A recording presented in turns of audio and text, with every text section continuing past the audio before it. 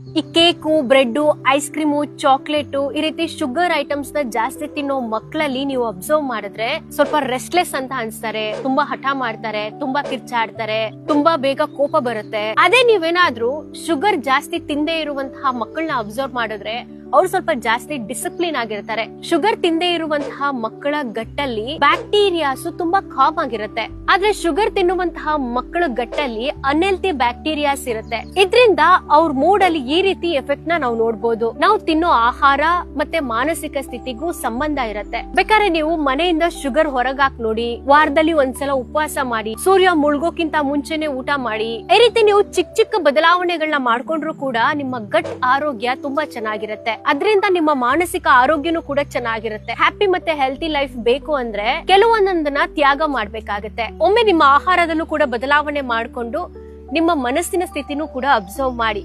ಗೊತ್ತಿಲ್ಲದೆ ಇರೋ ಸ್ನೇಹಿತರಿಗೂ ಶೇರ್ ಮಾಡಿ, ಸೇವ್ ಮಾಡ್ಕೊಳ್ಳಿ. ತಪ್ಪದೆ ನಮ್ಮ ಪೇಜ್ ಅನ್ನು ಕೂಡ ಫಾಲೋ ಮಾಡಿ. ಧನ್ಯವಾದಗಳು.